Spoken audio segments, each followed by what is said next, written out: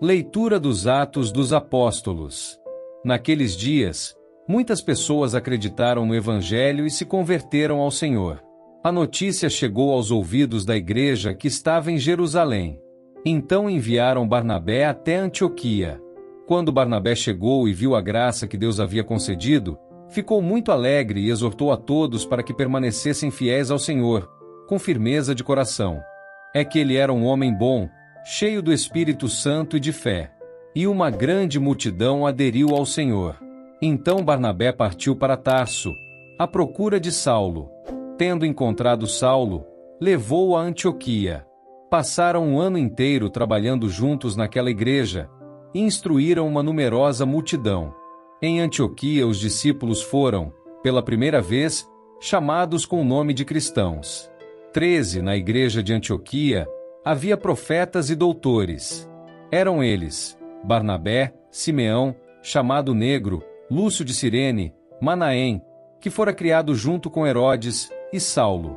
Um dia, enquanto celebravam a liturgia, em honra do Senhor, e jejuavam, o Espírito Santo disse: Separai para mim Barnabé e Saulo, a fim de fazerem o trabalho para o qual eu o chamei. Então eles jejuaram e rezaram, impuseram as mãos sobre Barnabé e Saulo, e deixaram-nos partir. Palavra do Senhor. Graças a Deus.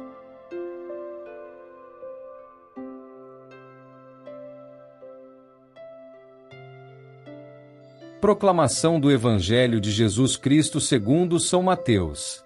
Glória a vós, Senhor. Naquele tempo, disse Jesus aos seus discípulos: Em vosso caminho, anunciai, o reino dos céus está próximo. Curai os doentes, ressuscitai os mortos, purificai os leprosos, expulsai os demônios. De graça recebestes, de graça deveis dar. Não leveis ouro, nem prata, nem dinheiro nos vossos cintos, nem sacola para o caminho, nem 2 túnicas, nem sandálias, nem bastão, porque o operário tem direito ao seu sustento. Em qualquer cidade ou povoado onde entrardes, informai-vos para saber quem ali seja digno. Hospedai-vos com ele até a vossa partida. Ao entrardes numa casa, saudai-a. Se a casa for digna, desça sobre ela a vossa paz. Se ela não for digna, volte para vós a vossa paz. Palavra da salvação. Glória a vós, Senhor.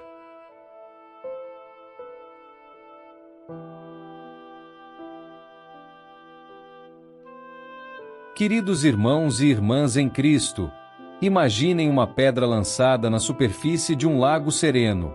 Primeiro, há um impacto inicial, seguido por ondas que se expandem em círculos cada vez maiores, tocando margens distantes que jamais foram perturbadas. Esta imagem poética e poderosa captura perfeitamente o movimento do Evangelho que vemos nas leituras de hoje, começando em pequenos grupos de discípulos, expandindo-se através de comunidades, alcançando povos distantes e transformando o mundo conhecido. Na primeira leitura dos Atos dos Apóstolos, somos transportados para Antioquia, uma cidade cosmopolita que se tornou o berço de uma das mais importantes expansões missionárias da história. Lucas nos conta que um grande número de pessoas abraçou a fé e se converteu ao Senhor. Que frase extraordinária! Não foi apenas uma conversão individual aqui e ali, mas uma transformação comunitária em massa. Mas observem o que acontece em seguida. A igreja em Jerusalém, ao ouvir sobre este movimento surpreendente, não o vê com ciúme ou suspeita. Em vez disso, eles enviam Barnabé, cujo nome significa Filho da Consolação, para investigar e apoiar este novo desenvolvimento. Que exemplo maravilhoso de como a igreja deve responder ao crescimento e expansão. Em vez de tentar controlar ou limitar, eles enviaram encorajamento e apoio. E que tipo de pessoa era Barnabé? Lucas nos diz que ele era um homem de bem, cheio do Espírito Santo e de fé. 3 qualidades essenciais para qualquer líder na obra de Deus: bondade de caráter, plenitude do Espírito Santo e fé robusta. Não é coincidência que uma multidão ainda maior aderiu ao Senhor sob sua liderança. Mas Barnabé tinha uma qualidade ainda mais admirável. Ele sabia reconhecer seus próprios limites e buscar ajuda quando necessário. Quando viu a magnitude da obra em Antioquia, ele não tentou fazer tudo sozinho.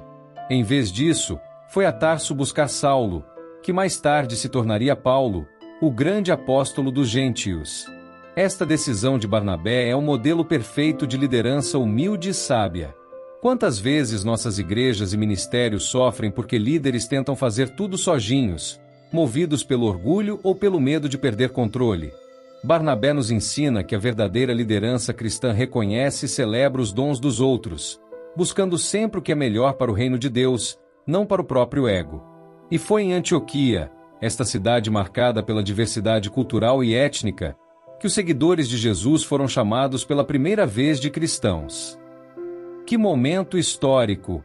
O termo não foi inventado por eles mesmos, mas foi dado pelos observadores externos que notaram algo distintivo nestes seguidores de Cristo. Eles viviam de tal maneira que era óbvio a quem pertenciam. Isto nos leva a uma pergunta penetrante. Se alguém observasse nossa vida por uma semana, concluiria naturalmente que somos seguidores de Cristo? Nossa maneira de falar, de tratar os outros, de lidar com conflitos, de usar nosso tempo e recursos, tudo isso grita cristão para o mundo ao nosso redor? O texto continua nos levando para um momento ainda mais significativo. No capítulo 13, vemos a igreja em Antioquia envolvida em adoração e jejum quando o Espírito Santo fala: "Separai-me Barnabé e Saulo para a obra a qual os tenho chamado." E assim, com oração, jejum e imposição de mãos, nasceu oficialmente a primeira viagem missionária de Paulo. Que belo modelo de como decisões importantes devem ser tomadas na igreja. Não através de votações apressadas ou decisões unilaterais, mas através de oração coletiva, jejum, busca da vontade de Deus e confirmação comunitária. O Espírito Santo falou, mas falou a uma comunidade que estava espiritualmente preparada para ouvir. Agora, voltemos nosso olhar para o Evangelho de Mateus, onde Jesus envia seus 12 discípulos com instruções específicas e poderosas. "Ide pregar", ele diz, dizendo: "O reino dos céus está próximo." Esta é a mesma mensagem que João Batista proclamava, a mesma que Jesus pregava, e agora é confiada aos discípulos. Mas Jesus não os envia apenas com palavras. Ele os capacita com poder: curai enfermos, ressuscitai mortos, purificai leprosos, expulsai demônios. Que comissão extraordinária! Os discípulos não são apenas pregadores, mas agentes de transformação total, física, espiritual e social. E então Jesus adiciona uma frase que deve ter soado revolucionária: "De graça recebestes, de graça dai." Em um mundo onde professores religiosos frequentemente cobravam por seus ensinamentos, onde curandeiros exigiam pagamento por seus serviços, Jesus estabelece um princípio radicalmente diferente. O Evangelho é gratuito porque a graça é gratuita. Este princípio ecoa através dos séculos até nós hoje. Quantas vezes a Igreja tem falhado quando transformou o Evangelho em commodity, quando fez da graça de Deus um produto a ser vendido? Jesus nos lembra que tudo que temos, nossos dons, talentos, recursos, até mesmo nossa própria salvação, tudo foi recebido gratuitamente. Portanto, devemos dar da mesma forma. Mas Jesus também é prático. Ele diz aos discípulos para não levarem ouro, prata, nem cobre, nem alforge, nem 2 túnicas, nem sandálias, nem bordão. Por quê? Porque o trabalhador merece o seu sustento. Jesus está ensinando uma lição profunda sobre dependência de Deus e sobre como as comunidades devem apoiar aqueles que servem no reino. Esta instrução estabelece um equilíbrio delicado. Por um lado, o Evangelho deve ser pregado gratuitamente, sem explorar os necessitados. Por outro lado, aqueles que se dedicam integralmente à obra do reino merecem apoio da comunidade. É um modelo de mutualidade e reciprocidade que beneficia tanto os missionários quanto as comunidades que os recebem. Jesus continua com instruções sobre hospitalidade. Em qualquer cidade ou aldeia em que entrardes, procurai saber quem ali é digno, e aí ficai até partirdes. Isto não é apenas uma questão de conveniência logística. Jesus está ensinando sobre o discernimento necessário na obra missionária, sobre a importância de encontrar pessoas de paz que possam servir como pontes para a comunidade. E então vem a bela imagem da bênção. Ao entrardes numa casa, saudai-a. Se a casa for digna, desça sobre ela a vossa paz. Se não for digna, torne para vós a vossa paz. A paz que os discípulos carregam não é apenas um cumprimento social, mas uma realidade espiritual poderosa. A paz do reino de Deus que tem o poder de transformar lares e comunidades. Meus queridos irmãos e irmãs, estas leituras nos confrontam com perguntas profundas sobre nossa própria missão como cristãos no século XXI. Assim como aquela pedra lançada no lago, o evangelho que recebemos deve criar ondas de transformação em nossa família, nossa comunidade, nosso mundo. Primeiro, somos chamados a ser como Barnabé, homens e mulheres de bem, cheios do Espírito Santo e de fé. Nossa bondade de caráter deve ser evidente para todos ao nosso redor. Nossa plenitude do Espírito deve se manifestar em amor, alegria, paz e todos os outros frutos do Espírito. Nossa fé deve ser robusta o suficiente para encorajar outros e inspirar confiança. Segundo, como Barnabé, devemos ter a humildade de reconhecer nossos limites e buscar parceiros na obra do reino. A missão de Deus é grande demais para qualquer pessoa fazer sozinha.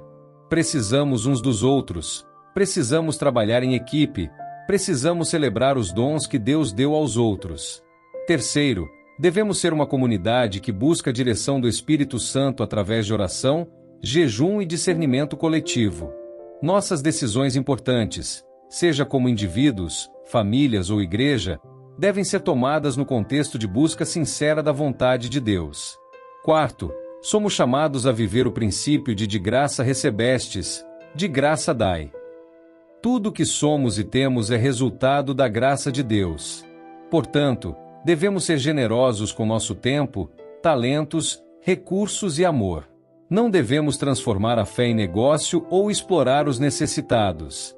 Quinto, devemos carregar a paz de Cristo para cada casa, cada relacionamento, cada situação que enfrentamos.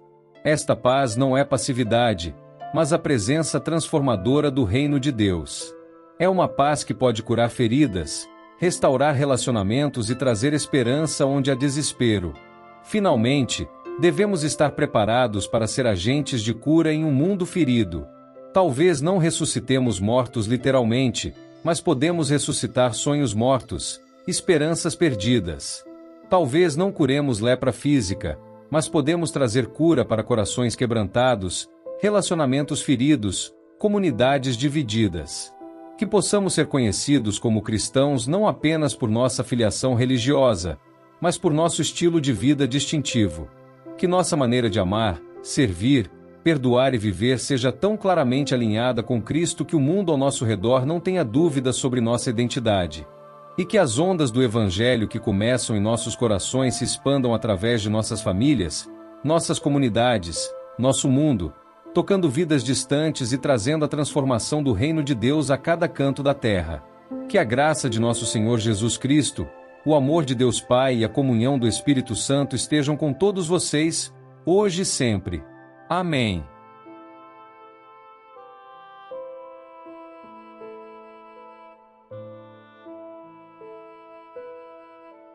São Miguel Arcanjo, defendei-nos no combate. Sede o nosso refúgio contra as maldades e ciladas do demônio. Ordene-lhe Deus, instantemente o pedimos, e vós, príncipe da milícia celeste, pela virtude divina, precipitai no inferno a Satanás e aos outros espíritos malignos que andam pelo mundo para perder as almas. Amém.